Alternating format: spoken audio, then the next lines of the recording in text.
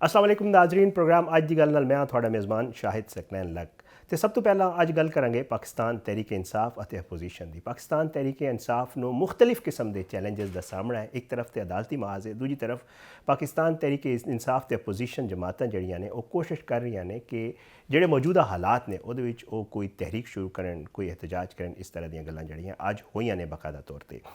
बहरहाल अदालती महाज से कई मुश्किलात ने। क्या पाकिस्तान तहरीक इंसाफ तैयार है कि वह हुकूमत नाल मुज़ाकरात करे? क्या कोई इस तरह की गल हो सकती है? फवाद चौधरी साहब पिछले दिन बड़ी कोशिश की, उन्हें कोशिश की कि जी वो जाके मुलाकात करें। शाह महमूद कुरैशी साहब नाल कह के जी उन्हें मुलाकात भी की, उन्होंने दावा सी, बट दूजी तरफों जो है उन्होंने मुस्तरद हो गई गल कि उन्हें कहा कि साड़ी तो मुलाकात कोई नहीं हुई। बहरहाल वो भी कोशिश कर रहे हैं कि कोई दरमियाना रस्ता निकले, कोई मुज़ाकरात की गल बात हो। लेकिन इन्होंने चीज़ों के उत्ते गल करांगे। लेकिन सब तो पहले पिछले दिनों एक रिपोर्ट आई द इकोनमिस्ट की, और वो जोड़े बानी PTI ने उन्होंने हवाले नाल ते उन्होंने अहलिया के हवाले नाल बड़ी गलबात हुई है। मेरे नाल अज बड़ी रेलीवेंट पर्सनैलिटी मौजूद ने। जनाब एडवोकेट खालिद यूसुफ चौधरी साहब बानी PTI के वकील ने। तो अगर मैं कहां कि सब तो ज़्यादा मुलाकात अगर होइयां ने तो वो इन्हां दियां होइयां ने बानी PTI नाल। इन्हां दा की मौकफ है, ये समझते हैं आने वाले दिन जोड़े वो पाकिस्तान तरीके इंसाफ का लाएमल की होएगा। इन्हां नाल गल करांगे। बहुत बहुत शुक्रिया खालिद यूसुफ एडवोकेट साहब। सर सब तो पहला तो मेरा ख्याल तो तुसी भी ज़ाहिर गल है मीडिया फॉलो ही करते हो तो गलबात भी करते रहते हो, बाकी गल्लां तो अगे चल के करांगे। इकोनमिस्ट की सर एक स्टोरी आई तो वो कहा गया कि जी जेड़े बानी तहरीक इंसाफ ने बड़ा असर सी जी उन्होंने अहलिया है उन्होंने उत्ते तो जेडे भी फैसले हो रहे सन वो तकरीबन वो अहलिया तो पुछ के करते सन, या उन्होंने कॉन्सेंट नाल, या कोई भी ना होंदा सी तो पहले उत्थे भेजा जाता सी। तो ये सर की स्टोरी का एक स्टोरी के हवाले नाल ही दस दो तो वाकई ऐसा ही सी? जी बहुत शुक्रिया तुसा ना कि तुसा इस ते मौकफ ले रहे हो, वड्डी गल है। वरना जी एक तरफा ट्रैफिक ही चलाई जुलदी है हमेशा। इमरान खान साहब ने मामलात ते हमेशा। मैं छोटा जिहा सा कि मैनू अदों तो याद है मैं अखबार वगैरह पढ़ना सा तो इमरान खान साहब जदों ऐलान किया कि उन्हें तो सियासी जमात होएगी पाकिस्तान तहरीक इंसाफ, और वो करप्शन दे और मौरूसीयत और ख़ानदानी जमहूरीत ये जी इन्हें जमहूरीत बनाई है, खिलाफ खड़े होंगे। ठीक है। अदों तो मैं तकदा आ रहा कि इनकी करदार कुशी की जा रही सी, शुरू कर दी गई सी। ठीक है। हर गुजरते टाइम नाल जिहड़ा जिहड़ा ज्यों जिंदगी का फेज़ आंदा सी, इन्हां पहले सब तो पहला जमायमा खान ते इन्हां किरदार कुशी की ओदी।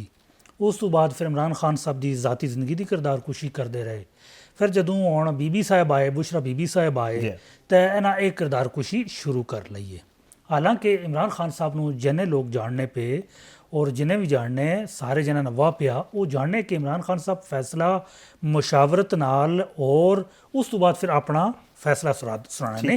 यह उन्हों की आदत है। जदों क्रिकेट टीम में भी सन अदों तो भी एक उनकी आदत सी कि सारिਆਂ ने ओपीनियन लेंदे सन तो उसते फैसला करने सन। ठीक है। एक जिहड़ा क्रिकेट टीम का कप्तान होवे या अपनी किसी भी टीम का कप्तान हो, चाहे इकोनॉमी की टीम थी, गवर्नमेंट की किसी भी टीम का कप्तान होवे, उहदे जिहड़े खिलाड़ी होने उसनूं बड़े वधिया तरीके नाल पता होना कि वह खिलाड़ी किंज किंज खेल सकना और किहड़ा कित्थे खेल सकना। ठीक है। और उस सूरत हाल जिहड़े जिहड़े सन उत्ते इमरान खान साहब अच्छे तरीके नाल अपने प्लेयर अगे कीते। लेकिन चूँकि उन्हां एक खास जावी नाल खान साहब ते कोई मौका नहीं लभदा पिया सी कि जिथों खान साहब ते एक कीचड़ सुट्टना, इन्हां ते इल्ज़ाम लावना, इन्हां नूं खराब करना तो ले दे के फिर वो इन्हों बेगम साहिबा ते मिलिया मौका जाके कि उन्होंने टारगेट करना शुरू कर लिया। अब इशू ये होंदा सी कि जदों बीबी साहिबा ते इल्ज़ाम लाते सन तो कोई उनका मौकफ देने वाला नहीं होंदा सी, क्योंकि बाकी तो सारे सरकारी तुरजमान होने सन या गवर्नमेंट के तुरजमान सन या पार्टी ने तुरजमान सन। ये एक टाइम से सिलसिला शुरू किया कि खास मकसद है। तुसी हमेशा याद रखो कि मैं तुहानूं एक बड़ा अहम नुकता दांगा कि जदों इस सारी स्टोरी तुसी तको कि जदों बीबी साहिबा ते तनकीद करनी शुरू की थी और अज तक करने पे एक मकसद है, ये सिर्फ साबित करना चाहते कि इमरान खान साहब एक कमज़ोर आदमी है, वो फैसले नहीं कर सकना। ठीक है। बुशरा बीबी साहिबा नाल उहदी शादी हुई है ये 2016-17 दे विच। सही। ये तो पहला वो 65 साल अपने फैसले खुद करने रहे। हुण एक 65 साल ना बंदा होए तो उदों तुसीं कह दो कि बई उसके फैसले उसी बेगम दे नहीं करना, यह कुछ मजाक यार तुसीं। और वो भी आलमी अदारियां नूं दसने लई कि बई ये बंदा जिहड़ा है अपनी बेगम ने कहने ते इशारा फैसले करना है, यह सिर्फ किरदार कुशी आ तो होर इस अलावा कुछ नहीं। जिहड़े जितने बेहूदा किस्म दे या मैं कहंगा शर्मनाक किस्म दे या मैं कहंगा तुहानूं कि ये इंतहाई बड़े अफसोसनाक किस्म के जिहड़े इल्ज़ाम लाए गए ਕੋਈ ਅਕਲ ਵੀ ਨਹੀਂ ਮੰਨਦੀ, ਕੋਈ ਸੈਂਸ ਵੀ ਨਹੀਂ ਮੰਨਣਾ। ਅੱਛਾ ਨਹੀਂ ਮੈਂ ਕਿਉਂਕਿ ਸਵਾਲ ਇਸ ਵਾਸਤੇ ਕੀਤਾ, ਜ਼ਾਹਿਰੀ ਗੱਲ ਹੈ ਕਿਉਂਕਿ ਮੀਡੀਆ ਸੋਸ਼ਲ ਮੀਡੀਆ ਦੀ ਵਜ੍ਹਾ ਸੀ ਨਾਲ ਜਿਸ ਟਾਈਮ ਇਮਰਾਨ ਖਾਨ ਸਾਹਿਬ ਜਾਂ ਬਾਨੀ PTI ਜਿਸ ਟਾਈਮ हुकूमत ही सन तो उस टाइम दी गल्लां हो रही सन कि जी सब कुछ पुछते होंदा। ईवन उस्मान बुज़दार साहब ने जो वज़ीर आला लाया, मैं तुहानू एक गल दसां, देखो मैं बड़े क्लोजली मैं उस टाइम चीज़ां मॉनिटर करना पिया सा, क्योंकि असी पार्टी ने वर्कर सन, असी बड़ा क्लोजली इस चीज़ नूं तकने सा। देखो उहदे टाइम ना कोई इन्हां तो खान साहब की ज़ात तनकीद का कोई मौका मिल नहीं रहा सी, कोई लभदा ही नहीं सी। करप्शन वो करते नहीं सन, खानदानी मामलात उन्होंने कोई इस तरह कोई फैमिली उनकी सियासत भी नहीं सी। ਉਹਨਾਂ ਕੁਝ ਨਾ ਕੁਝ ਇੰਜ ਕਰਨਾ ਸੀ ਕਿ ਇਹਨਾਂ ਨੇ ਤਕਲੀਫ ਪਹੁੰਚਾਉਣੀ ਸੀ ਜ਼ਹਿਨੀ ਤੌਰ ਤੇ, ਔਰ ਇਹਨਾਂ ਦੀ ਕਿਰਦਾਰਕੁਸ਼ੀ ਕਰਨੀ ਸੀ ਖਾਨਦਾਨ ਨੂੰ ਸਾਹਮਣੇ ਰੱਖ ਕੇ। ਅੱਜ ਤੱਕ ਪਾਕਿਸਤਾਨ ਦੇ ਅੰਦਰ ਜਿੰਨੇ ਵੀ ਸਿਆਸੀ ਖਾਨਦਾਨ ਆਏ ਨੇ, ਤੁਸੀਂ ਤੱਕੋ ਕਿ ਇੱਕ ਬੰਦਾ ਵਜ਼ੀਰ ਆਜ਼ਮ ਬਣਨਾ ਸੀ, ਉਸ ਨਾਲ ਖਾਨਦਾਨ ਨਾਲ ਦੂਜਾ ਬੰਦਾ ਕਮਿਸ਼ਨ ਕਮਾਉਣਾ ਸ਼ੁਰੂ ਕਰ ਲੈਣਾ ਸੀ, ਕੋਈ ਕਮਾਈਆਂ ਨੇ ਖਾਂਚੇ ਖੋਲ ਲੈਣਾ ਸੀ। ਖਾਨ ਸਾਹਿਬ ਨੇ ਜਦੋਂ ਆਏ ਇਹ ਜਿਹਾ ਕੋਈ ਸਿਲਸਿਲਾ ਨਹੀਂ ਸੀ, ਖਾਨਦਾਨ ਤੇ ਤਨਕੀਦ ਕਰ ਨਾ ਸਕਨੇ ਸਨ, ਖਾਨ ਸਾਹਿਬ ਨੇ ਕਿਸੇ ਟੀਮ ਮੈਂਬਰ ਤੇ ਤਨਕੀਦ ਕਰਨੇ ਸਨ, ਖਾਨ ਸਾਹਿਬ ਚੇਂਜ ਕਰ ਦੇਣੇ ਸਨ। देखो ना ये वड्डा सी, देखो खान साहब ने कैबिनेट के अंदर किसी से तनकीद कर सन, पार्टी के अंदर किसी से तनकीद करते सन, खान साहब उसको तब्दील करके दूए नूं ले आते सन, पर तनकीद करने मौका कोई नहीं लेना सा, ले दे के फिर उन्होंने बुशरा बीबी मिली, इन्हें उसनों टारगेट कर लिया। अच्छा चलो ये तो मैं क्योंकि ज़ाहिरी गल है बरसबील तस्करा एक आई सी, मैं कि तुहाडा मौकफ इहदे ते लै लेना चाहिए। ये दसो कि जी बानी PTI ਨਾਲ मेरा ख्याल से ਤੁਹਾਡੀ ਜਿਹੜੀ ਆਖਰੀ ਮੁਲਾਕਾਤ ਕਦੋਂ ਹੋਈ ਸੀ ਤੇ ਮੁਲਾਕਾਤਾਂ ਦਾ ਸਿਲਸਿਲਾ, ਕਿਉਂਕਿ ਜਿਹੜੀ ਤਰੀਕੇ ਇਨਸਾਫ ਦਾ ਮੌਕਫ ਹੁੰਦਾ, ਸਲਮਾਨ ਅਕਰਮ ਰਾਜਾ ਸਾਹਿਬ ਵੀ ਮਿਲ ਰਹੇ ਨੇ, ਅਲੀਮਾ ਖਾਨ ਸਾਹਿਬਾ ਵੀ ਮਿਲ ਰਹੀਆਂ ਨੇ, ਜਿੰਨੇ ਵੀ ਲੋਕਾਂ ਦੇ ਨਾਂ ਜਾਂਦੇ ਨੇ ਮੁਲਾਕਾਤ ਹੋ ਜਾਂਦੀ। ਲੇਕਿਨ ਤਰੀਕੇ ਇਨਸਾਫ ਦੇ ਜਿਹੜੇ ਸਾਡੇ ਮੈਂਬਰਾਨ ਅਸੈਂਬਲੀ ਨੇ ਉਹ ਕਹਿੰਦੇ ਨਜ਼ਰ ਆਉਂਦੇ ਨੇ ਕਿ ਜੀ ਸਾਡੀਆਂ ਮੁਲਾਕਾਤਾਂ ਨਹੀਂ ਹੋ ਰਹੀਆਂ, ਉੱਥੇ ਉਹਨਾਂ ਨੂੰ ਕਹਿ ਦੇ ਤਨਾਈ 'ਚ ਰੱਖਿਆ ਜਾ ਰਿਹਾ ਹੈ। ਤੇ ਤੁਹਾਡੀ ਆਖਰੀ ਮੁਲਾਕਾਤ किस टाइम हुई सी ते वाकई ऐसा है? मेरी आखिरी मुलाकात खान साहब नाल हुई सी 16 अक्तूबर नूं, महीना होया। हाँ महीने पहले। ठीक है।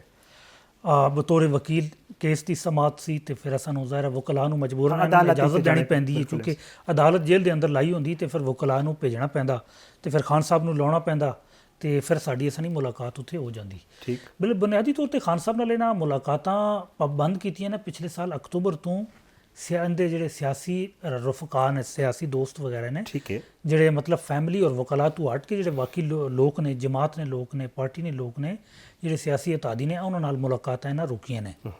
ਔਰ ਇੱਕ ਜਿਹੜਾ ਕੈਦੀ ਜਦੋਂ ਜੇਲ੍ਹ ਵਿੱਚ ਚਲਾ ਜਾਂਦਾ ਹੈ ਤੇ ਜੇਲ੍ਹ ਰੂਲ ਦੇ ਮੁਤਾਬਕ, ਜੇਲ੍ਹ ਦੇ ਕਾਨੂੰਨ ਦੇ ਮੁਤਾਬਕ ਉਸ ਨੂੰ ਹਫ਼ਤੇ 2 ਮੁਲਾਕਾਤਾਂ ਮਿਲੀਆਂ ਨੇ ਕਿ 6-6 ਲੋਕ ਉਸ ਨੂੰ ਹਫ਼ਤੇ 2 ਦਫਾ ਮਿਲ ਸਕਣ। ਇਹ ਪੀਰ ਤੇ ਜਮਰਾਤ ਰੱਖਿਆ, ਪੀਰ ਤੇ ਜਮਰਾਤ ਹੈ ਨਾ, ਸਾਡਾ ਮੰਗਲ ਤੇ ਜੁਮਾਰਾਤ ਹੈ, ਮੰਗਲ ਜੁਮਾਰਾਤ। ਠੀਕ ਹੈ, ਠੀਕ ਹੈ। ਇਹ ਹਰ ਕੈਦੀ ਨੂੰ ਹੱਕ ਹੋਣਾ, ਹਾਸਲ ਹੋਣਾ ਕਿ ਉਸ ਨਾਲ ਵਕਲਾ ਵੀ ਮਿਲ ਸਕਣੇ, ਫੈਮਿਲੀ ਵੀ ਮਿਲ ਸਕਣੀ, ਔਰ ਉਸ ਤੋਂ ਹਟ ਕੇ ਵੀ ਬੰਦੇ ਲੋਕ ਮਿਲ ਸਕਣੇ। ਔਰ ਖਾਨ ਸਾਹਿਬ ਦੀ ਹੱਦ ਤੱਕ ਤੇ ਇਸਲਾਮਾਬਾਦ ਹਾਈ ਕੋਰਟ ਨੇ ਦਰਜਨਾਂ ਦੇ ਹਿਸਾਬ ਨਾਲ ਫੈਸਲੇ ਦਿੱਤੇ ਨੇ ਕਿ ਖਾਨ ਸਾਹਿਬ ਮੁਲਾਕਾਤਾਂ ਕਰਾਈ ਜਾਵਣ, ਮੁਲਾਕਾਤਾਂ ਇਤਨੇ ਲੋਕ ਕਰਨਗੇ, ਇਹ ਸਾਰੀ ਚੀਜ਼ਾਂ ਕਲੀਅਰ ਨੇ, ਜੇਲ੍ਹ ਹੁਕਾਮ ਖੁਦ ਮਨਜ਼ੂਰੀ ਦਿੱਤੀ। ਲੇਕਿਨ ਪਿਛਲੇ ਸਾਲ ਅਕਤੂਬਰ 2024 ਤੋਂ ਇੰਜ ਕੀਤਾ ਇਹਨਾਂ ਕਿ ਮੁਲਾਕਾਤਾਂ ਰੋਕ ਦਿੱਤੀਆਂ।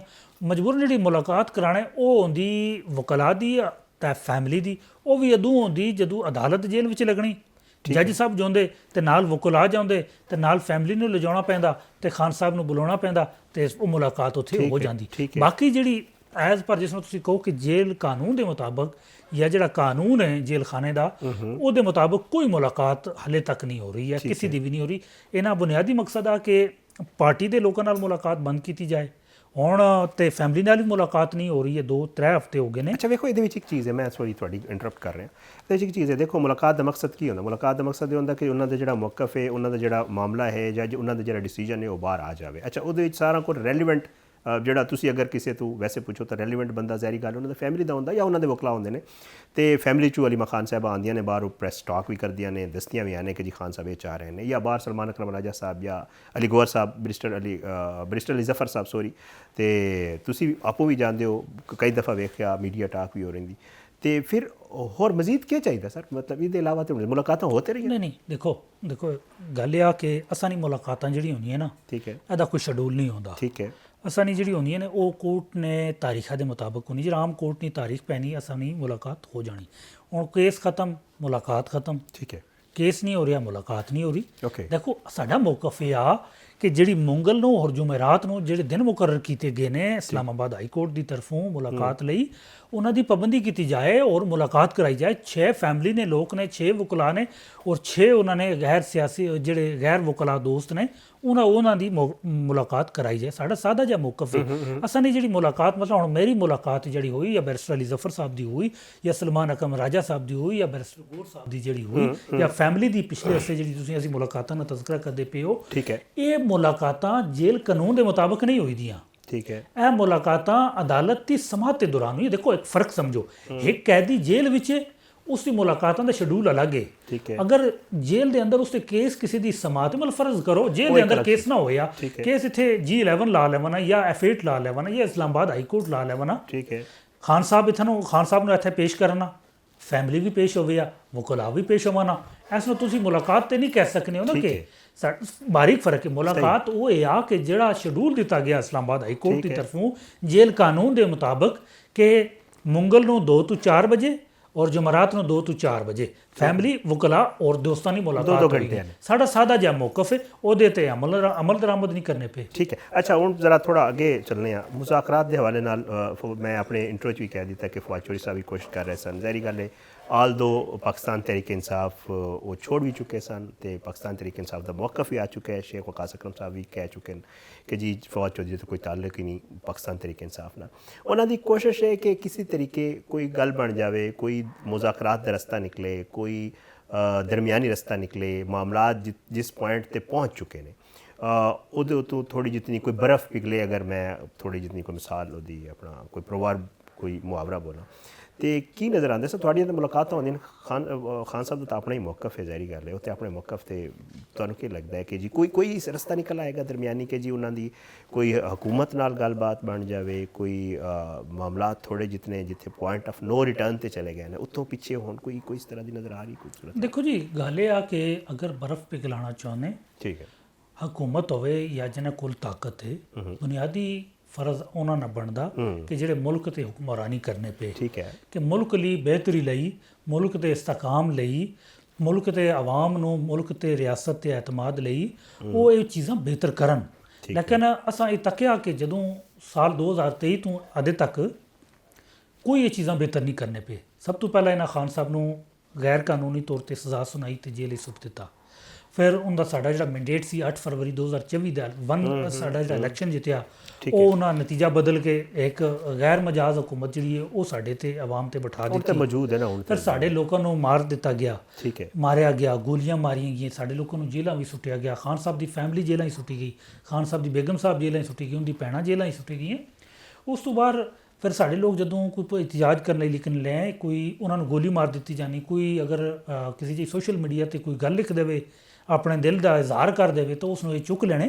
ਦੇਖੋ, ਇੰਝ ਚੀਜ਼ਾਂ ਨਾਲ ਤੁਸੀਂ ਮਾਹੌਲ ਬਿਹਤਰ ਨਹੀਂ ਕਰ ਸਕਦੇ ਹੋ।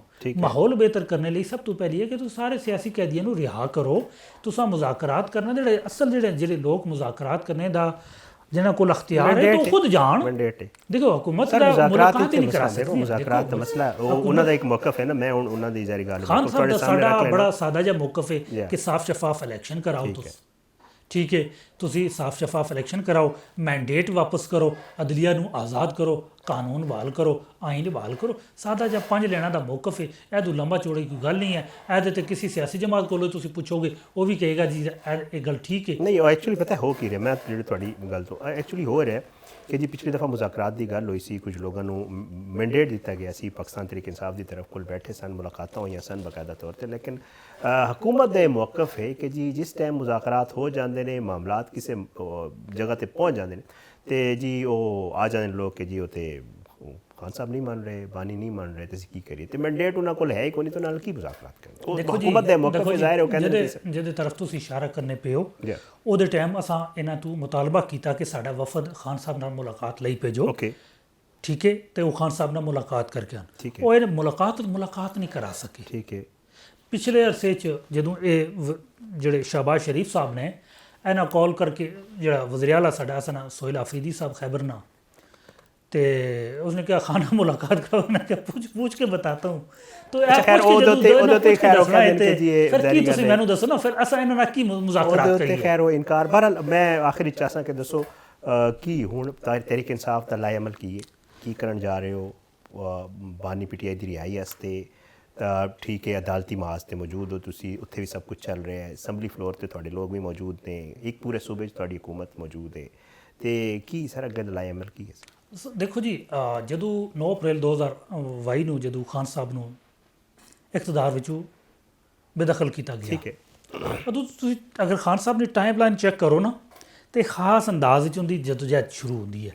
ਸਭ ਤੋਂ ਪਹਿਲਾਂ ਅਖਲਾਕੀ ਉਹਨਾਂ ਫੈਸਲਾ ਕੀਤਾ ਕਿ ਬਈ ਇਸ ਅਸੈਂਬਲੀ ਦੇ ਅੰਦਰ ਮੌਜੂਦ ਨਹੀਂ ਰਹਿਣਾ, ਅਸਤੀਫੇ ਦੇ ਦਿੱਤੇ, ਠੀਕ ਹੈ, ਉਥੋਂ ਛੱਡਿਆ ਉਸ ਨੂੰ।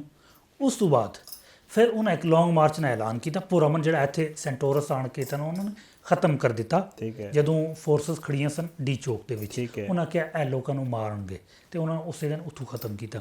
ਉਸ ਤੋਂ ਬਾਅਦ ਫਿਰ ਖਾਨ ਸਾਹਿਬ ਸੁਪਰੀਮ ਆਪਣੀ ਜਿਹੜੀ 2 ਅਸੈਂਬਲੀਆਂ ਸਨ ਸਾਡੀਆਂ ਪੰਜਾਬ ਦੀਆਂ ਦਾ ਖੈਬਰ ਪਖਤੂਨਖਵਾ, ਉਹ ਅਸਾਂ ਇਹਨਾਂ ਨੂੰ ਤਹਲੀਲ ਕੀਤਾ ਕਿ ਇੱਥੇ ਦੁਬਾਰਾ ਫਰੈਸ਼ ਇਲੈਕਸ਼ਨ ਹੋਏਗਾ। ਉਸ ਸਿਰਫ ਇਲੈਕਸ਼ਨ ਨੂੰ ਲੋੜ ਲਈ ਰੋਕਣ ਲਈ ਇਹਨਾਂ ਆਈਨ ਤੋੜਿਆ, ਕਾਨੂੰਨ ਤੋੜਿਆ।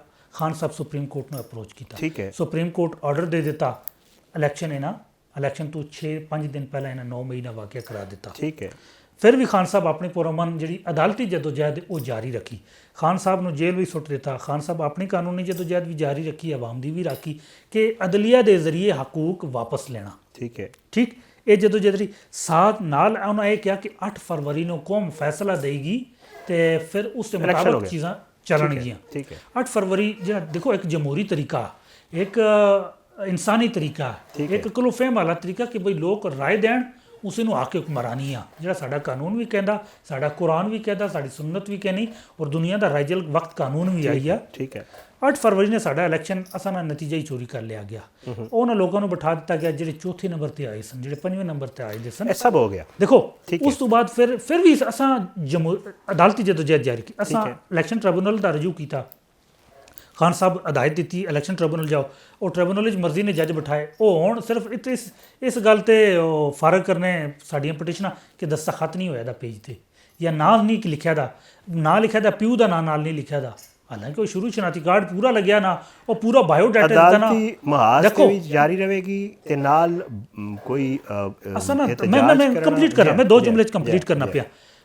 ਅਦਾਲਤੀ ਮਹਾਜ਼ ਤੇ ਅਸਾਂ ਜਦੋਂ ਜਦੋਜਹਿਦ ਤੇਜ਼ ਹੋਈ, ਕੇਸਾਂ ਨੇ ਮੈਰਿਟ ਤੇ ਜਦੋਂ ਟੇਕ ਅਪ ਹੋਏ, ਖਾਨ ਸਾਹਿਬ ਬਰੀ ਹੋਣੇ ਸ਼ੁਰੂ ਹੋ ਗਏ।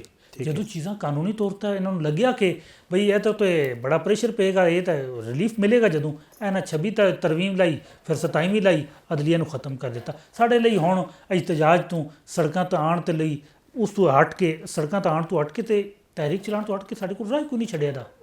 ਤੇ ਇਰਾਦਾ ਤਹਿਰੀਕ ਚਲਾਂਗੇ, ਅਨਾਉਂਸ ਕਰ ਕੀਤਾ ਜਾਗੇ, ਤਹਿਰੀਕ ਅਨਾਉਂਸ ਕਰ ਦਿੱਤੀ ਗਈ ਹੈ। ਠੀਕ ਹੈ, ਅੱਜ ਪਹਿਲਾ ਹੀ ਜਿਹੜੀ ਤਹਿਰੀਕ ਨਾਲ ਪਹਿਲਾ ਜਿਹੜਾ ਫੇਜ਼ ਸੀ, ਉਹ ਪਾਰਲੀਮੈਂਟੇਰੀਅਨ ਜਿਹੜੇ ਸਨ, ਸਾਡੇ ਅਸੈਂਬਲੀ ਮੈਂਬਰ ਸਨ, ਸੈਨੇਟ ਦੇ ਮੈਂਬਰ ਸਨ, ਉਹਨਾਂ ਪਾਰਲੀਮੈਂਟ ਹਾਊਸ ਤੋਂ ਸੁਪਰੀਮ ਕੋਰਟ ਤੱਕ ਮਾਰਚ ਕੀਤਾ, ਪੁਰਅਮਨ ਮਾਰਚ ਕੀਤਾ, ਔਰ ਆਪਣਾ ਮੈਸੇਜ ਦਿੱਤਾ ਕਿ ਇਹ ਦਸਤੂਰ ਨੂੰ, ਇਹ ਜਿਹੜਾ ਸੂਬੇ ਬੇਨੂਰ ਨੂੰ ਅਸੀਂ ਨਾ ਮੰਨੇ। ਠੀਕ ਹੈ, ਇਹ ਐਸਾ ਦਸਤੂਰ, ਇਹ ਜਿਹੜਾ ਕਾਨੂੰਨ ਜਿਹੜਾ ਬਣਿਆ ਦਾ, ਜਿਹੜਾ ਦਸਤੂਰ ਬਣਿਆ ਦਾ, ਜਿਹੜਾ ਰਿਵਾਜ ਬਣਾ ਦਿੱਤਾ ਗਿਆ, ਇਸ ਨੂੰ ਅਸੀਂ ਨਾ ਮੰਨੇ। ਤੇ ਲੋਕਾਂ ਕੋਲ ਜਾਏਗੀ ਹੁਣ ਪਾਕਿਸਤਾਨ ਤਹਿਰੀਕ ਇਨਸਾਫ ਤੇ ਅੱਗੇ ਇhtਜਾਜ ਕਰੇਗੀ। ਬਹੁਤ ਸ਼ੁਕਰੀਆ ਖਾਲਿਦ ਚੌਧਰੀ ਸਾਹਿਬ, ਬੜੀ ਤਫਸੀਲੀ ਗੁਫ਼ਤਗੂ ਕੀਤੀ ਉਹਨਾਂ ਨਾਲ ਮੁਖਤਲਿਫ ਮਾਮਲਾਤ ਦੇ ਉੱਤੇ। ਛੋਟਾ ਜਿਹਾ ਵਕਫਾ ਲੈਂਦੇ ਹਾਂ, ਵਕਫੇ ਦੇ ਬਾਅਦ ਆਉਂਦੇ ਹਾਂ ਤੇ ਮਜ਼ੀਦ ਮਾਮਲਾਤ 'ਤੇ ਵੀ ਗੱਲ ਕਰਾਂਗੇ।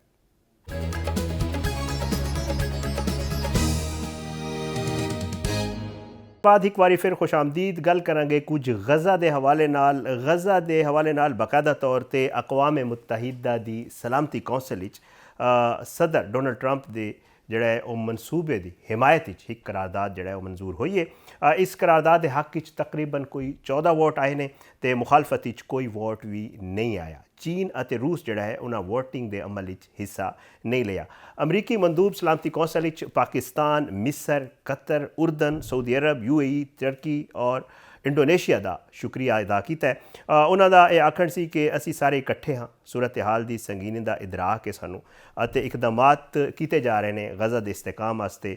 ਇਹ ਕਰਾਰਦਾਦ ਜਿਹੜੀ ਹੈ ਇਹ ਬੜੀ ਅਹਿਮ ਹੈ। ਅੱਛਾ, ਪਾਕਿਸਤਾਨ ਦੀ ਤਰਫ ਕੋਲ ਵੀ ਇਹਦੇ ਉੱਤੇ ਬਾਕਾਇਦਾ ਤੌਰ ਤੇ ਇੱਕ ਸਟੇਟਮੈਂਟ ਆ ਗਿਆ ਹੈ ਤੇ ਪਾਕਿਸਤਾਨ ਦਾ ਇਹ ਕਹਿਣਾ ਹੈ ਕਿ ਗਜ਼ਾ ਦੇ ਮਨਸੂਬੇ ਦੀ ਕਰਾਰਦਾਦ ਦੇ ਹੱਕ ਵਿੱਚ ਅਸੀਂ ਵੋਟ ਇਸ ਵਾਸਤੇ ਦਿੱਤਾ ਹੈ ਕਿ ਇਹਦਾ ਮਕਸਦ ਇਸਰਾਈਲੀ ਫੋਰਸਿਸ ਦਾ ਮੁਕੰਮਲ ਇਨਖਲਾ ਅਤੇ ਫਲਸਤੀਨੀਆਂ ਦਾ ਜਿਹੜਾ ਕਤਲੇਆਮ ਹੈ ਉਹਨੂੰ ਰੋਕਣ ਹੈ। ਪਾਕਿਸਤਾਨ ਦੇ ਮੰਦੂਬ ਆਸਿਮ ਇਫਤਖਾਰ ਸਾਹਿਬ ਨੇ ਸਲਾਮਤੀ ਕੌਂਸਲ ਵਿੱਚ ਖਿਤਾਬ ਕਰਦੇ ਹੋਏ ਇਹ ਕਿਹਾ ਕਿ ਜਨਾਬ ਡੋਨਲਡ ਟਰੰਪ ਦੇ ਗਜ਼ਾ ਦੇ ਜੰਗ ਦੇ ਖਾਤਮੇ ਦੇ ਲਈ ਇਕਦਾਮਾਤ ਜਿਹੜੇ ਨੇ ਉਹ ਕਾਬਿਲ ਤਾਰੀਫ ਨੇ ਅਤੇ ਅਮਨ ਮੁਆਹਦੇ ਦੇ ਨਾਲ ਗਜ਼ਾ 'ਚ ਜੰਗ ਦਾ ਖਾਤਮਾ ਹੋਏਗਾ। ਬੜਾ ਇਹ ਸਾਰੀ ਸੂਰਤ ਹਾਲ ਚੱਲ ਰਹੀ ਹੈ, ਲੇਕਿਨ ਨਾਲ ਮੁਖਤਲਿਫ ਔਕਾਤ ਵਿੱਚ ਸਾਡੇ ਕੋਲ ਖਬਰਾਂ ਵੀ ਆਉਂਦੀਆਂ ਰਹਿੰਦੀਆਂ ਨੇ ਕਿ ਜੀ ਗਜ਼ਾ ਦੇ ਵਿੱਚ ਜਿਹੜੀ ਬੰਬਾਰੀ ਹੈ ਜਾਂ ਜਿਹੜਾ ਫਲਸਤੀਨੀਆਂ ਨੂੰ ਸ਼ਹੀਦ ਕੀਤਾ ਜਾ ਰਿਹਾ ਉਹ ਵੀ ਨਾਲ ਜਾਰੀ ਹੈ।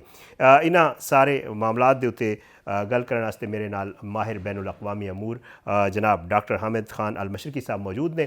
ਉਹਨਾਂ ਨਾਲ ਗੱਲ ਕਰਾਂਗੇ ਤਾਂ ਉਹਨਾਂ ਤੋਂ ਪੁੱਛਾਂਗੇ ਕਿ ਇਹ ਕਰਾਰਦਾਦ ਜਿਹੜੀ ਆਈ ਹੈ ਇਹਦੀ ਅਹਿਮੀਅਤ ਕਿਆ ਹੈ, ਪਾਕਿਸਤਾਨ ਦੀ ਇਹਦੇ ਉੱਤੇ ਜਿਹੜਾ ਰੱਦ ਅਮਲ ਹੈ ਉਸ ਹਵਾਲੇ ਨਾਲ ਹੀ ਗੱਲ ਕਰਾਂਗੇ ਤੇ ਨਾਲ ਆਪਣਾ ਜਿਹੜਾ ਚੀਨ ਤੇ ਰੂਸ ਦਾ ਰਿਐਕਸ਼ਨ ਉਹਦੇ ਹਵਾਲੇ ਨਾਲ। ਹਾमिद भाई ਇਹ ਦੱਸੋ ਕਿ ਇਹ ਜਿਹੜੀ ਕਰਾਰਦਾਦ ਆਈ ਹੈ, ਪਹਿਲੇ ਤਾਂ ਜ਼ਰਾ ਇਸ ਕਰਾਰਦਾਦ ਦੇ ਹਵਾਲੇ ਨਾਲ ਮੇਰੇ ਨਾਜ਼ਰੀਨ ਨੂੰ ਦੱਸੋ ਕਿ ਇਸ ਕਰਾਰਦਾਦ ਨਾਲ ਕੀ ਫਰਕ ਪਵੇਗਾ ਫਲਸਤੀਨੀਆਂ ਦੀ ਜ਼ਿੰਦਗੀ ਦੇ ਉੱਤੇ।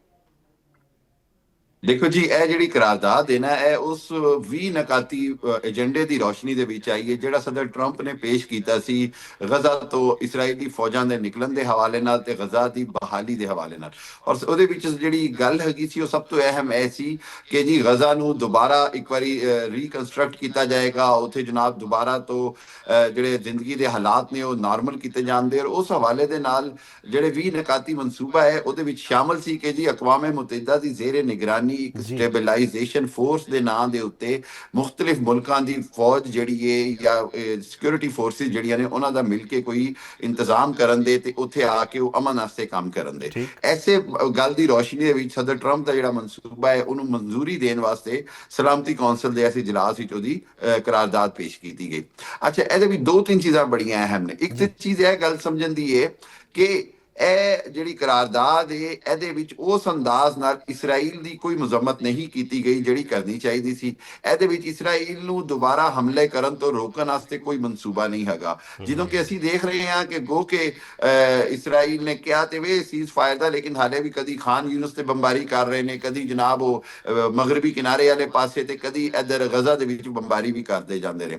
ਅੱਛਾ, ਇਸਰਾਈਲ ਨੂੰ ਰੋਕਣਾ ਨਾ ਤੇ ਕਦੀ ਇੰਨਾ ਸੌਖਾ ਸੀ ਨਾ ਹੈਗਾ ਹੈ, ਲੇਕਿਨ ਬੁਨਿਆਦੀ ਗੱਲ ਜਿਹੜੀ ਬਾਰ-ਬਾਰ ਅਸੀਂ ਸਮਝਣਾ ਚਾਹੁੰਦੇ ਹਾਂ ਉਹ ਇਹ ਵੇ ਕਿ ਉਹ ਜਿਹੜਾ ਹਮਾਸ ਦੇ ਉੱਤੇ ਜ਼ੋਰ ਪਾਉਂਦੇ ਨੇ, ਉਹ ਜਿਹੜਾ ਉਹ ਕਹਿੰਦੇ ਨੇ ਜੀ ਕਿ ਸਟੇਬਲਾਈਜੇਸ਼ਨ ਫੋਰਸ ਦਾ ਕੰਮ ਕੀ ਹੈ, ਤੇ ਸਾਡੇ ਨਜ਼ਦੀਕ ਕਿਉਂਕਿ ਇਹਨੂੰ ਪੀਸ ਫੋਰਸ ਦਾ ਨਾਮ ਨਹੀਂ ਦੇ ਰਹੇ ਹੋ, ਪੀਸ ਫੋਰਸ ਦਾ ਕੰਮ ਹੁੰਦਾ ਹੈ ਕਿ ਉੱਥੇ ਕੋਈ ਵੀ ਬਾਕੀ ਜਿਹੜੀਆਂ ਫੌਜਾਂ ਨੇ ਉਹਨਾਂ ਨੂੰ ਦੁਸ਼ਮਣ ਤਸੱਵੁਰ ਕੀਤਾ ਜਾਏਗਾ। ਲੇਕਿਨ ਚੂੰਕਿ ਇੱਥੇ ਇਸਰਾਈਲ ਦੀ ਫੌਜ ਵੀ ਨਾਲ ਹੈ, ਇਸਰਾਈਲ ਦੀ ਫੌਜ ਦੀ ਵਜ੍ਹਾ ਤੋਂ ਉਹ ਇਹ ਨਹੀਂ ਕਹਿੰਦੇ ਕਿ ਜੀ ਉਹ ਬਾਕਾਇਦਾ ਜੰਗੀ ਕਾਰਵਾਈ ਕਰਨ ਦੇ ਉਹਨਾਂ ਦੇ ਖਿਲਾਫ। ਲੇਕਿਨ ਦੂਜੇ ਪਾਸੇ ਗੱਲ ਕੀਤੀ ਜਾਂਦੀ ਹੈ ਕਿ ਜੀ ਹਮਾਸ ਨੂੰ ਹਰ ਹਾਲਤ ਵਿੱਚ ਗੈਰ ਮੁਸੱਲਹ ਕੀਤਾ ਜਾਏਗਾ, ਉਹਦੇ ਕੋਲੋਂ ਹਥਿਆਰ ਲੈ ਲਿੱਤੇ ਜਾਣ ਦੇ, ਜਿਹਨੂੰ ਹਮਾਸ ਤੇ ਗਜ਼ਾ ਦੇ ਲੋਕ, ਫਲਸਤੀਨ ਦੇ ਲੋਕ ਕਿਸੇ ਸੂਰਤ ਮੰਨਣ ਨੂੰ ਤਿਆਰ ਨਹੀਂ ਹੈਗੇ। ਸੋ ਇਸ ਕਰਕੇ ਇਸ ਕਰਾਰਦਾਦ ਦੇ ਵਿੱਚ ਇੱਕ ਹਿੱਸਾ ਤੇ ਬਹੁਤ ਇੰਪੋਰਟੈਂਟ ਹੈ ਕਿ ਜੀ ਅਮਨ ਹੋਣਾ ਚਾਹੀਦਾ ਹੈ, ਗਜ਼ਾ ਦੇ ਵਿੱਚ ਦੁਬਾਰਾ ਤੋਂ ਤਮੀਰ ਤਰੱਕੀ ਹੋਣੀ ਚਾਹੀਦੀ ਹੈ, ਗਜ਼ਾ ਦੇ ਲੋਕਾਂ ਨੂੰ ਖੁਰਾਕ ਔਰ ਮਈਸ਼ੀਅਤ ਔਰ ਜੋ ਹਾਲਾਤ ਖਰਾਬ ਨੇ ਉਹਨਾਂ ਦਾ ਨੁਕਸਾਨ ਦਾ ਅਜ਼ਾਲਾ ਹੋਣਾ ਚਾਹੀਦਾ। ਇਹ ਗੱਲ ਤੱਕ ਤੇ ਠੀਕ ਹੈ, ਲੇਕਿਨ ਜਿਹੜੀ ਫੋਰਸ ਨੇ ਆਣਾ ਹੈ ਉਸ ਫੋਰਸ ਦੇ ਕੋਲ ਕੀ ਇਖਤਿਆਰ ਹੋਣਾ ਹੈ, ਉਸ ਫੋਰਸ ਨੇ ਕੰਮ ਕੀ ਕਰਨਾ ਹੈ, ਉਸ ਫੋਰਸ ਨੂੰ ਚਲਾਣਾ ਕਿੰਨੇ ਵੇ, ਉਸ ਫੋਰਸ ਦੇ ਨਾਲ ਜਿਹੜੀ ਹਕੂਮਤ ਬਣਾਉਣ ਦੀ ਗੱਲ ਹੋ ਰਹੀ ਹੈ ਉਹ ਕਿਉਂ ਸਿਰਫ ਮਗਰਬੀ ਮੁਲਕਾਂ ਦੇ ਉੱਤੇ ਹੋ ਰਹੀ ਹੈ, ਮੁਸਲਮਾਨ ਮਮਾਲਿਕ ਦਾ ਉਹਦੇ ਚ ਕਿਉਂ ਹਿੱਸਾ ਨਹੀਂ, ਫਲਸਤੀਨ ਦੇ ਲੋਕਾਂ ਦਾ, ਅਰਬ ਮਮਾਲਿਕ ਦਾ ਕਿਉਂ ਨਹੀਂ ਹਿੱਸਾ। ਇਹ ਬੜੇ ਸਾਰੇ ਸਵਾਲਾਤ ਨੇ ਜਿਹੜੇ ਅੱਗੇ ਚੱਲ ਕੇ ਸਾਡੇ ਸਾਹਮਣੇ ਕਲੀਅਰ ਹੋਣਦੇ। ਐਸੇ ਕਰਕੇ ਚੀਨ ਤੇ ਰੂਸ ਨੇ ਇਹਦੇ ਵਿੱਚ ਹਿੱਸਾ ਨਹੀਂ ਲਿੱਤਾ, ਕਿਉਂਕਿ ਚੀਨ ਇਹ ਨਹੀਂ ਕਹਿੰਦਾ ਕਿ ਜੀ ਮੈਂ ਮੁਖਾਲਫਤ ਕਰਕੇ ਵੀਟੋ ਪਾਵਰ ਇਸਤੇਮਾਲ ਕਰਕੇ ਤੇ ਮੇਰੇ ਤੇ ਇਲਜ਼ਾਮ ਆਏ ਕਿ ਜੀ ਮੈਂ ਅਮਨ ਮਨਸੂਬਾ ਤਬਾਹ ਕੀਤਾ। ਲੇਕਿਨ ਚੀਨ ਦਾ ਜਾਂ ਰੂਸ ਦਾ ਵੋਟ ਨਾ ਦੇਣ ਦਾ ਇਸ਼ਾਰਾ ਹੈ ਵੀ ਕਿ ਉਹ ਹਾਲੇ ਇਹ ਨਹੀਂ ਸਮਝਦਾ ਕਿ ਇਹ ਮਨਸੂਬਾ ਮੁਕੰਮਲ ਤੌਰ ਤੇ ਕਾਬਲੇ ਅਮਲ ਹੈ। ਦੇਖਣਾ ਹੋਏਗਾ ਕਿ ਅੱਗੇ ਚੱਲ ਕੇ ਕੀ ਹੁੰਦਾ ਹੈ, ਲੇਕਿਨ ਇਸ ਵਕਤ ਤੱਕ ਅੱਛੀ ਕਰਾਰਦਾਦ ਹੈ, ਲੇਕਿਨ ਇਹਦੀ ਮਜ਼ੀਦ ਕਲੈਰਿਟੀ ਚਾਹੀਦੀ। ਔਰ ਸਭ ਤੋਂ ਵੱਡੀ ਗੱਲ ਹੈ ਕਿ ਨੇਤਨਯਾਹੂ ਦੇ ਹੱਥ ਰੋਕਣ ਦੀ ਗੱਲ ਹੈ, ਉਹ ਕਿਸ ਤਰ੍ਹਾਂ ਉਹਨੂੰ ਰੋਕਿਆ ਜਾਂਦਾ ਹੈ ਆਪਣੇ ਜ਼ੁਲਮ ਤੋਂ ਤੇ ਆਪਣੇ ਬਰਬਰੀਅਤ ਤੋਂ, ਇਹ ਵੇਖਣਾ ਹੋਏਗਾ। ਅੱਛਾ ਹਾमिद भाई, ਤੁਸੀਂ ਆਪ ਹੀ ਜ਼ਿਕਰ ਕਰ ਦਿੱਤਾ ਤੇ ਮੈਂ ਇੱਥੇ ਸਟੇਟਮੈਂਟ ਵੀ ਪੜ੍ਹ ਦਿੱਤਾ ਪਾਕਿਸਤਾਨ ਦੀ ਤਰਫੋਂ, ਜਿਹੜੇ ਪਾਕਿਸਤਾਨੀ ਮੰਦੂਬ ਨੇ ਉਹਨਾਂ ਨੇ ਉੱਥੇ ਜਿਹੜੀ ਗੱਲ ਕੀਤੀ।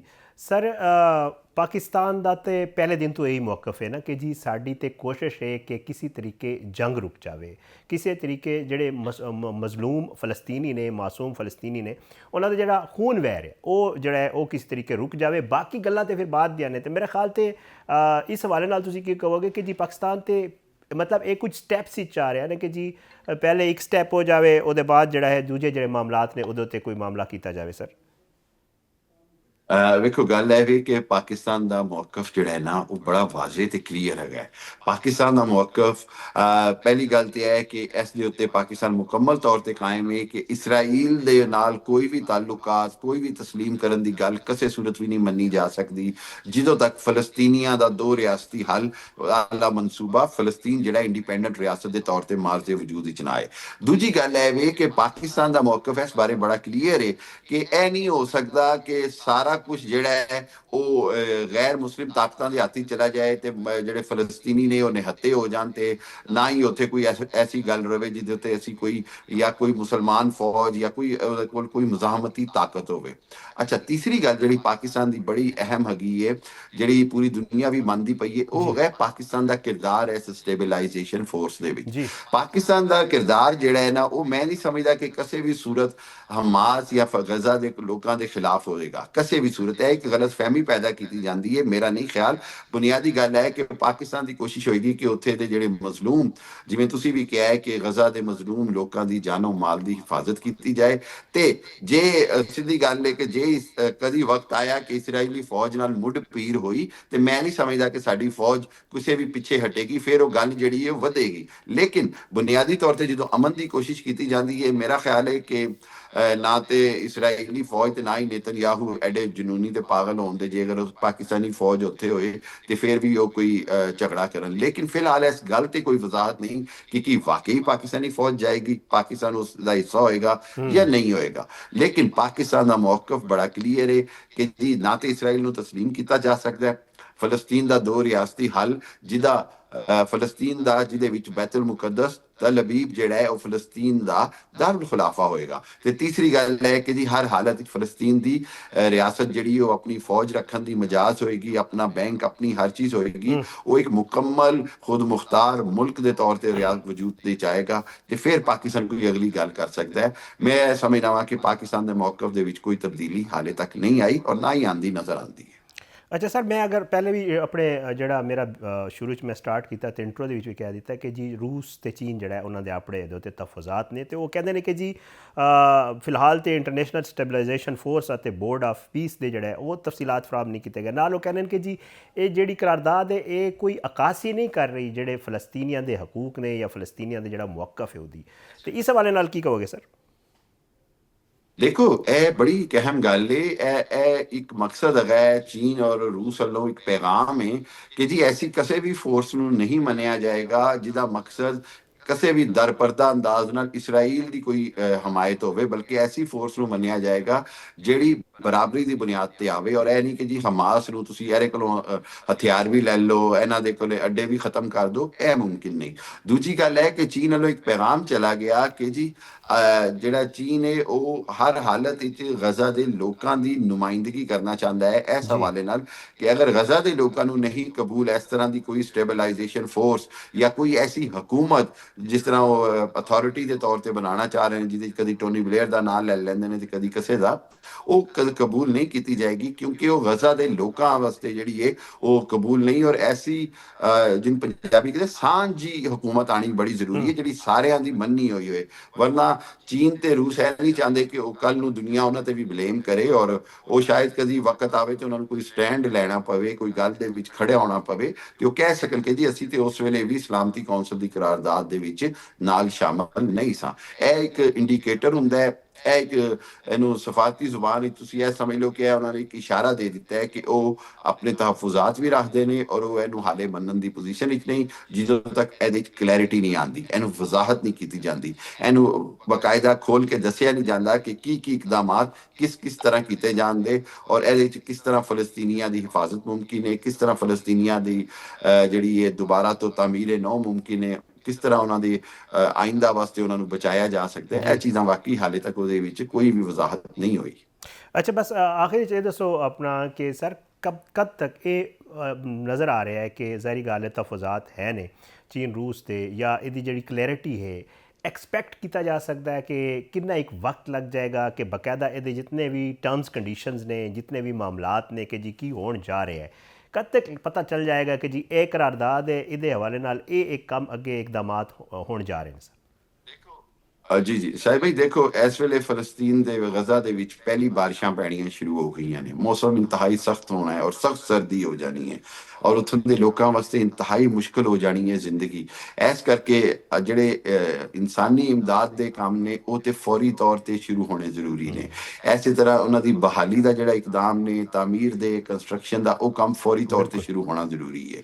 ਔਰ ਉਸ ਤੋਂ ਬਾਅਦ ਫਿਰ ਤੀਸਰੀ ਗੱਲ ਆ ਜਾਂਦੀ ਜਿਹੜੀ ਇੱਕ ਹਕੂਮਤ ਨੂੰ ਕੰਟਰੋਲ ਕਰਨ ਦੀ, ਤੇ ਉਹਦੇ ਉੱਤੇ ਫੌਰੀ ਤੌਰ ਤੇ ਰਾਏ ਸ਼ੁਮਾਰੀ ਕਰਕੇ ਫਲਸਤੀਨੀਆਂ ਦੀ ਮਰਜ਼ੀ ਦੇ ਮੁਤਾਬਿਕ ਮੇਰਾ ਖਿਆਲ ਹੈ ਅਗਲੇ 2 ਤੋਂ 3 ਮਹੀਨੇ ਦੇ ਵਿੱਚ ਕਾਫੀ ਚੀਜ਼ਾਂ ਕਲੀਅਰ ਹੋ ਜਾਂਦੀਆਂ। ਔਰ ਉਹਦੇ ਵਿੱਚ ਸਭ ਤੋਂ ਅਹਿਮ ਗੱਲ ਜਿਹੜੀ ਮੈਂ ਸ਼ੁਰੂ ਵਿੱਚ ਕਹੀ ਕਿ ਇਸਰਾਈਲ ਦਾ ਸੀਜ਼ ਫਾਇਰ ਤੇ ਅਮਲ ਕਰਨਾ ਬੜਾ ਜ਼ਰੂਰੀ ਹੈ। ਇਹ ਨਹੀਂ ਹੋ ਸਕਦਾ ਕਿ ਇੱਕ ਪਾਸੇ ਉਹ ਬੰਬ ਵੀ ਬਰਸਾਈ ਜਾਣ ਤੇ ਦੂਜੇ ਪਾਸੇ ਹਮਾਸ ਨੂੰ ਕਹਿਣ ਜੀ ਕਿ ਤੁਸੀਂ ਹਥਿਆਰ ਸੁੱਟ ਦਿਓ। ਇਹ ਮੁਮਕਿਨ ਨਹੀਂ ਹੈਗਾ। ਔਰ ਐਸੇ ਚੀਜ਼ ਤੋਂ ਜਿਹੜਾ ਖਿੱਤੇ ਦੇ ਵਿੱਚ ਹਾਲੇ ਤੱਕ ਕੋਈ ਬਹੁਤ ਜ਼ਿਆਦਾ ਕਲੈਰਿਟੀ ਨਹੀਂ ਹੈ, ਬਹੁਤ ਜ਼ਿਆਦਾ ਸਮਝ ਬੂਝ ਨਹੀਂ ਆ ਰਹੀ ਕਿ ਅੱਗੇ ਕਿਸ ਤਰ੍ਹਾਂ ਚੱਲਣ ਦੇ ਮਾਮਲਾਤ, ਜਦੋਂ ਤੱਕ ਇਸਰਾਈਲ ਵੱਲੋਂ ਮੁਕੰਮਲ ਸੀਜ਼ ਫਾਇਰ ਨਹੀਂ ਹੁੰਦਾ। ਬਹੁਤ ਬਹੁਤ ਸ਼ੁਕਰੀਆ। ਡਾਕਟਰ ਹਾਮਿਦ ਖਾਨ ਅਲ ਮਸ਼ਰਕੀ ਸਾਹਿਬ ਸਾਡੇ ਨਾਲ ਮੌਜੂਦ ਸਨ ਤੇ ਸੂਰਤ ਹਾਲ ਦੱਸ ਰਹੇ ਸਨ ਖਿੱਤੇ ਦੀ ਤੇ ਨਾਲ ਜਿਹੜੀ ਗਜ਼ਾ ਦੇ ਹਵਾਲੇ ਨਾਲ ਜੋ ਕਰਾਰਦਾਦ ਆਈ ਹੈ ਉਸ ਹਵਾਲੇ ਦੀ। ਆਉਣ ਵਾਲੇ ਦਿਨਾਂ 'ਚ ਮਜ਼ੀਦ ਇਹ ਕਲੀਅਰ ਹੋਏਗਾ ਕਿ ਆਖਿਰ ਹੋ ਕੀ ਰਿਹਾ ਹੈ ਤੇ ਬਿਲ ਆਖਿਰ ਕੋਸ਼ਿਸ਼ ਕੀਤੀ ਜਾਵੇਗੀ। ਜ਼ਾਹਿਰੀ ਗੱਲ ਹੈ ਕਿ ਜਿਹੜੀ ਆਪਣਾ ਸੂਰਤ ਹਾਲ ਇਸਰਾਈਲ ਦੀ ਤਰਫ ਕੋਲ ਹੈ ਫਲਸਤੀਨੀਆਂ ਦੇ ਨਾਲ, ਜਾਂ ਜਿਹੜਾ ਉੱਥੇ ਕਤਲੇਆਮ ਹੋ ਰਿਹਾ, ਲੋਕਾਂ ਨੂੰ ਮਾਰਿਆ ਜਾ ਰਿਹਾ, ਕਿ ਕਿਸ ਤਰ੍ਹਾਂ ਜਿਹੜਾ ਹੈ ਇਹ ਸਾਰਾ ਕੁਝ ਖਤਮ ਹੋਏਗਾ ਤੇ ਨਾਲ ਨਾਲ ਜਿਹੜਾ ਫਲਸਤੀਨ ਹੈ ਉਹ ਦੁਬਾਰਾ ਜਿਹੜਾ ਹੈ ਉਹਦੇ ਵਿੱਚ ਆਬਾਦੀ ਵੀ ਹੋਏਗੀ ਤੇ ਉਹਦੇ ਵਿੱਚ ਜਿਹੜੀ ਤਰੱਕੀ ਵੀ ਹੈ ਉਹ ਵੀ ਹੋਏਗੀ ਤੇ ਨਾਲ ਜਿਹੜੀ ਕੰਸਟਰਕਸ਼ਨ ਰੀਹੈਬਿਲਿਟੇਸ਼ਨ ਦਾ ਕੰਮ ਹੈ ਉਹ ਵੀ ਸ਼ੁਰੂ ਹੋ ਜਾਏਗਾ। ਇੱਕ ਛੋਟਾ ਜਿਹਾ ਵਕਫਾ ਲੈਣਾ, ਵਕਫੇ ਦੇ ਬਾਅਦ ਆਉਣਾ ਤੇ ਮਜ਼ੀਦ ਮਾਮਲਾਤ ਦੇ ਉੱਤੇ ਗੱਲ ਕਰਨਾ।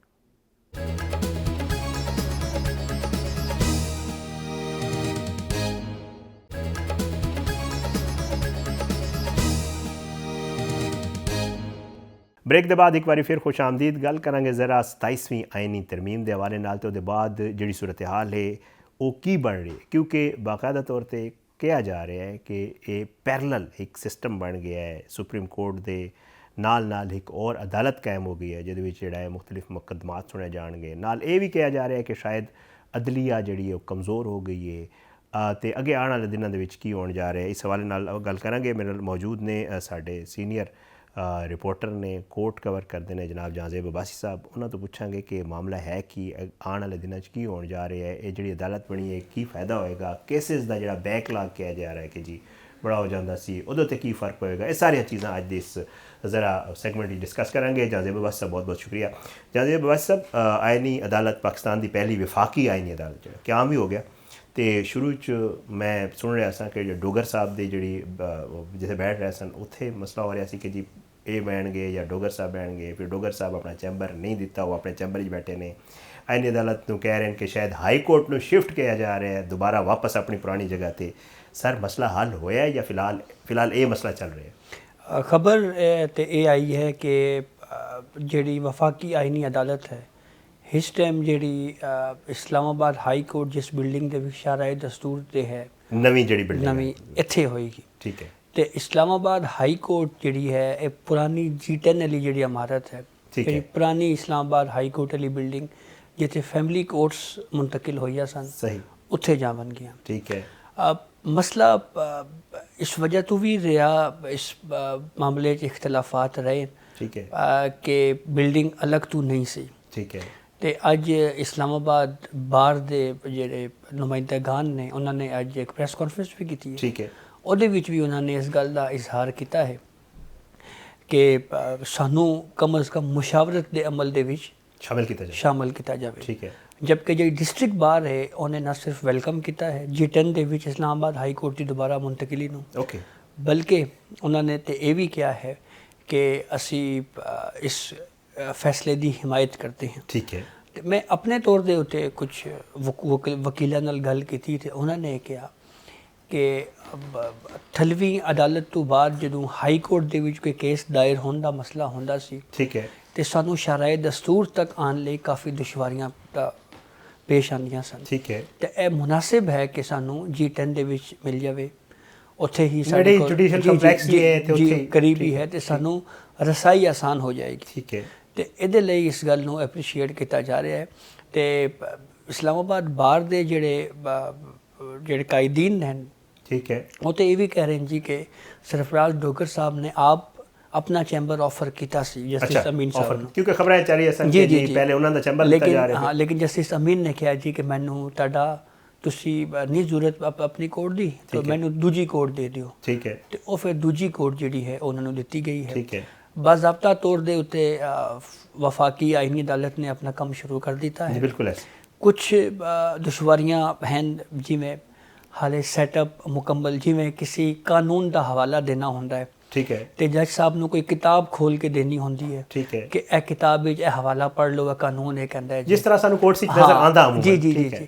ਤੇ ਉਹ ਅਦਾਲਤ ਹੁੰਦੀ ਹੈ ਹਲੇ ਖਾਲੀ, ਠੀਕ ਹਲੇ ਹੈ। ਸਾਮਾਨ ਆना ਹੈ, ਸਟੇਸ਼ਨਰੀ ਆਂਦੀ ਹਨ, ਠੀਕ ਹੈ, ਚੀਜ਼ਾਂ ਬਾਕੀ ਆਨੀਆਂ ਹਨ, तो उदू बाद चल के ठीक है, आहिस्ता आहिस्ता ये निज़ाम चलेगा। इस बनान दी ज़रूरत क्यों पेश आई? ठीक है, वजह तो एक बयान की जा रही है जी कि जेडे केसिस हैं Backlog ਉਹਨਾਂ ਦਾ ਜ਼ਿਆਦਾ ਇਸ ਵਜ੍ਹਾ ਤੋਂ ਸਨ ਕਿ ਉਹੀ ਜੱਜਿਸ ਆਈਨੀ ਬੈਂਚ ਵਿੱਚ ਵੀ ਬਹਿੰਦੇ ਸਨ ਔਰ ਉਹੀ ਜੱਜਿਸ ਰੈਗੂਲਰ benches ਅਦਾਲਤਾਂ ਵਿੱਚ ਵੀ ਠੀਕ ਹੈ, ਬਹਿੰਦੇ ਸਨ। ਠੀਕ ਹੈ, ਲੇਕਿਨ ਤਨਕੀਦ ਇਹ ਹੋ ਰਹੀ ਹੈ ਕਿ ਸੁਪਰੀਮ ਕੋਰਟ ਦੇ ਵਿੱਚ ਜਿਹੜੇ ਜ਼ੇਰੇ ਇਲਤਵਾ ਕੇਸ ਹਨ ਉਹ ਮਜਮੂਈ ਕੇਸਾਂ ਦਾ 2 ਜਾਂ 3% ਬੰਦੇ ਨੇ। ਠੀਕ ਹੈ, ਠੀਕ ਹੈ, ਠੀਕ ਹੈ, ਲੱਖਾਂ ਦੀ ਤਾਦਾਦ ਦੇ ਵਿੱਚ ਮੁਕੱਦਮਾ ਥਲਵੀਆਂ ਅਦਾਲਤਾਂ ਵਿੱਚ ਬਿਲਕੁਲ ਐਸੇ ਤੇ ਹਾਈ ਕੋਰਟਾਂ ਦੇ ਵਿੱਚ ਹਾਲੇ ਮੌਜੂਦ ਪਏ ਨੇ, ਹਨ, ਪੈਂਡਿੰਗ ਹੈ, ਠੀਕ ਹੈ, ਪੈਂਡਿੰਗ ਨੇ ਤੇ ਅਸਲ ਇਸਲਾਹਾਤ ਉੱਥੇ ਕਰਨ ਦੀ ਜ਼ਰੂਰਤ ਹੈ।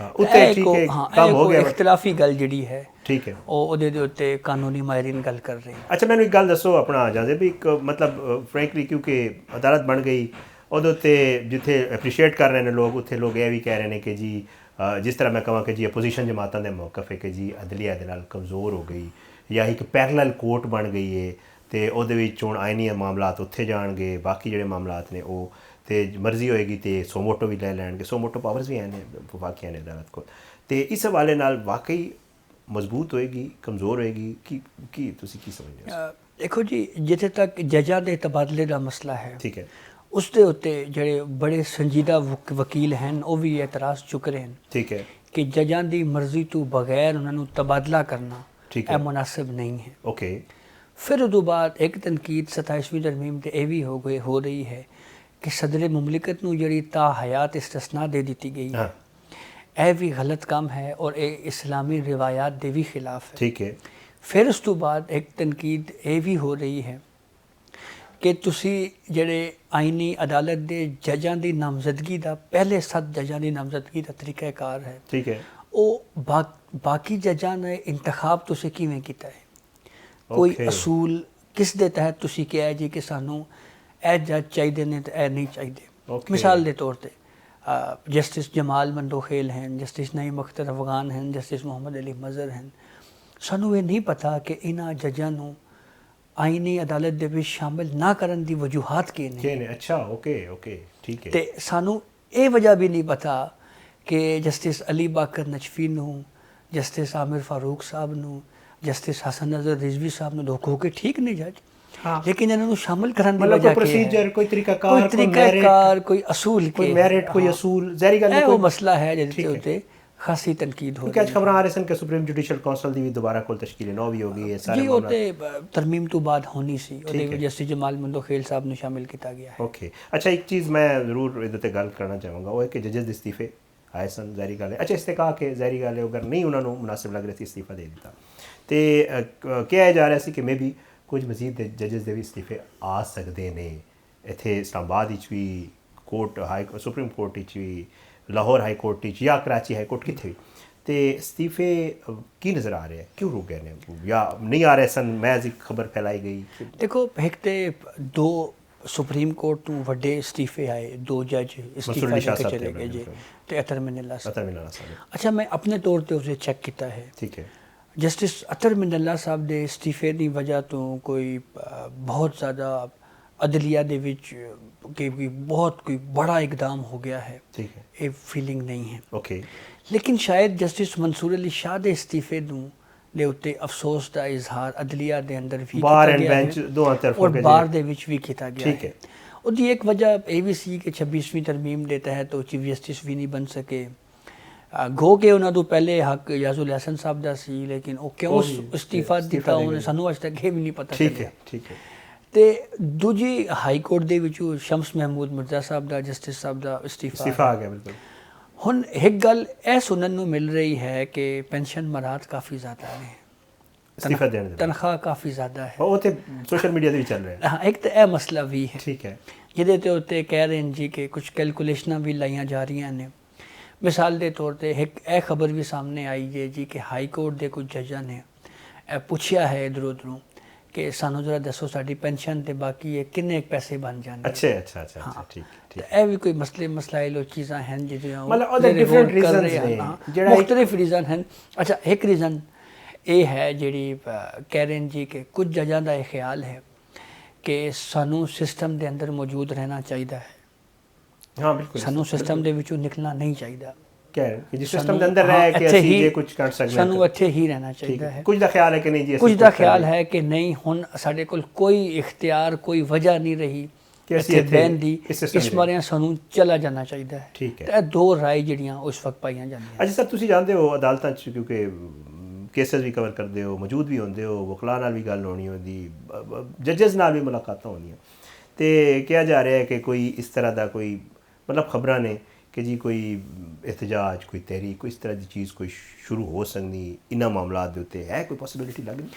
ਦੇਖੇ, ਕੁਝ ਵਕਲਾ ਤੇ ਹਨ ਜਿਹੜੇ ਇਸ ਗੱਲ ਨੂੰ 26ਵੀਂ ਤਰਮੀਮ ਤੋਂ ਚੁੱਕ ਰਹੇ ਨੇ ਕਿ ਠੀਕ ਹੈ ਜੀ, ਹੋਣੀ ਚਾਹੀਦੀ। ਔਰ ਉਹ ਹਾमिद खान ਗਰੁੱਪ ਹੈ, ਠੀਕ ਹੈ, ਜਿਨ੍ਹਾਂ ਦੀ ਸਿਆਸੀ ਵਾਬਸਤਗੀ PTI ਦੇ ਨਾਲ ਵੀ ਹੈ। ਠੀਕ ਹੈ। ਅਲੀ ਜ਼ਫਰ ਹਨ, ਸੁਲमान अकरम राजा हैं, ठीक है, मुनीर मलिक, एफिलिएशन वाज़ेह जी, वाज़ेह और नज़र कुछ आ बड़े वकील हैं, मुनीर मलिक साहब जिवें हैं। ਤੇ ਉਹਨੇ ਜਿਹੜੇ ਜੱਜ ਅਸਤੀਫਾ ਦੇ ਕੇ ਆਏ ਨੇ ਇਹ ਬਾਅਦ ਵਿੱਚ ਤੇ ਜਾ ਸਕਦੇ ਨੇ, ਠੀਕ ਹੈ, ਲੇਕਿਨ ਇਹਨਾਂ ਦਾ ਇੰਪੈਕਟ ਕੀ ਪਵੇਗਾ ਇਹ ਬਹਿਰਹਾਲ ਦੇਖਣ ਆਉਣ ਵਾਲਾ ਆਉਣ ਵਾਲਾ ਜਿਹੜਾ ਟਾਈਮ ਹੈ ਉਹਨੂੰ ਹੀ ਪਤਾ ਲੱਗੇਗਾ ਫਿਰ। ਠੀਕ ਹੈ, ਬਹੁਤ ਬਹੁਤ ਸ਼ੁਕਰੀਆ ਜਾਂਦੇ ਬਾਦ ਸਾਹਿਬ ਸਾਡੇ ਨਾਲ ਮੌਜੂਦ ਸਨ। ਜ਼ਾਹਿਰ ਗੱਲ ਹੈ ਆਇਨ ਦੀ ਤਰਮੀਮ ਆਈ, ਬਲਕਿ ਹੁਣ ਤੇ 27ਵੀਂ ਦੇ ਬਾਅਦ 28ਵੀਂ 28ਵੀਂ ਜਿਹੜੀ ਤਰਮੀਮ ਹੈ ਉਹਦੀ ਵੀ ਗੱਲ ਹੋ ਰਹੀ ਹੈ ਕਿ ਮੇ ਵੀ ਉਹ ਵੀ ਕੁਝ ਦਿਨਾਂ 'ਚ, ਕਿਉਂਕਿ ਹਕੂਮਤੀ ਕੁਝ ਅਹੁਦੇਦਾਰ ਬਾਕਾਇਦਾ ਤੌਰ 'ਤੇ ਖੁਦ ਵਜ਼ਰਾ ਕਹਿ ਰਹੇ ਨੇ ਕਿ 28ਵੀਂ ਤਰਮੀਮ ਵੀ ਆ ਸਕਦੀ, ਉਹਦੇ ਵਿੱਚ NFC ਅਵਾਰਡ ਤੇ ਬਲਦਿਆਤੀ ਦੂਸਰੇ ਜਿੰਨੇ ਵੀ ਮਾਮਲਾਤ ਜਿਹੜੇ ਇਤਿਹਾਦੀ ਜਮਾਤਾਂ ਦੇ ਸ਼ਾਇਦ ਉਸ ਹਵਾਲੇ ਨਾਲ ਕੁਝ ਮਜ਼ੀਦ ਚੀਜ਼ਾਂ ਵੀ ਆ ਜਾਣਗੀਆਂ। ਬਾਹਰ ਜੋ ਕੁਝ ਹੋਏਗਾ ਇਨਸ਼ਾਅੱਲਾ ਉਹਦੇ ਉੱਤੇ ਅਗਲੇ ਪ੍ਰੋਗਰਾਮਾਂ 'ਚ ਗੱਲ ਹੋਏਗੀ। ਫਿਲਹਾਲ ਇੱਕ ਛੋਟਾ ਜਿਹਾ ਵਕਫਾ ਲੈਣਾ, ਵਕਫੇ ਤੋਂ ਬਾਅਦ ਆਵਾਂਗੇ ਤੇ ਬਾਕੀ ਕੁਝ ਮਾਮਲਾਤ ਦੇ ਉੱਤੇ ਗੱਲ ਕਰਾਂਗੇ।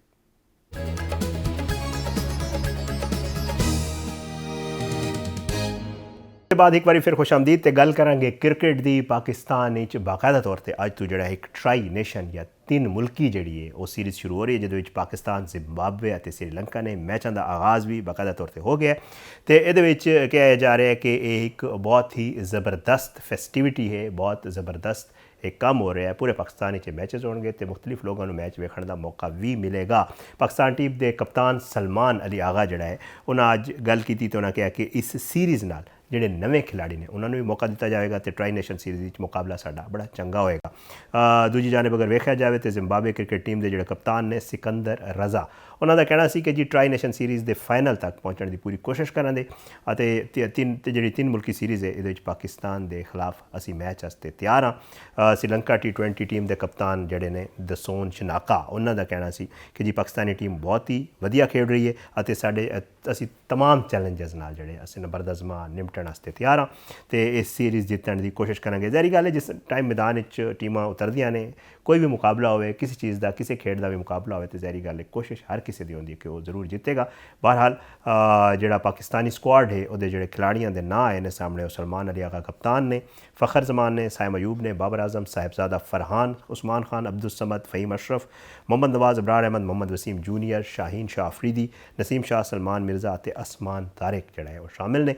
बहरहाल उम्मीद है इंशाअल्लाह ये ट्राई सीरीज़ भी पुरअमन तरीके नाल ते बड़े ज़बरदस्त तरीके नाल पाकिस्तान हो जाएगी। मैं अक्सर कहता रहना कि बड़ी ज़रूरत है पाकिस्तान जेडे इंटरनेशनल मामला जेडे खेड ने या इंटरनेशनल टीमां ने या जितने भी बाहर दे टीमां ने उन्होंने आवन दी, क्योंकि इत्थे सब कुछ होएगा तो पूरी दुनिया ਨੂੰ ਇਹ ਮੈਸੇਜ ਜਾ ਰਿਹਾ ਹੈ, ਮੈਸੇਜ ਜਾਏਗਾ ਕਿ ਪਾਕਿਸਤਾਨ ਇੱਕ ਬਿਹਤਰੀਨ ਅਤੇ ਪੁਰਅਮਨ ਮੁਲਕ ਹੈ ਇਨਸ਼ਾਅੱਲਾ ਤੇ ਅੱਲਾਹ ਕਰੇਗਾ ਸਭ ਕੁਝ ਬਹੁਤ ਬਿਹਤਰ ਹੋਏਗਾ। ਇਜਾਜ਼ਤ ਦਿਓ, ਇਨਸ਼ਾਅੱਲਾ ਅਗਲੇ ਪ੍ਰੋਗਰਾਮ ਵਿੱਚ ਮੁਲਾਕਾਤ ਹੋਏਗੀ। ਪਾਕਿਸਤਾਨ ਜ਼ਿੰਦਾਬਾਦ। ਅੱਲਾਹ ਹਾਫਿਜ਼।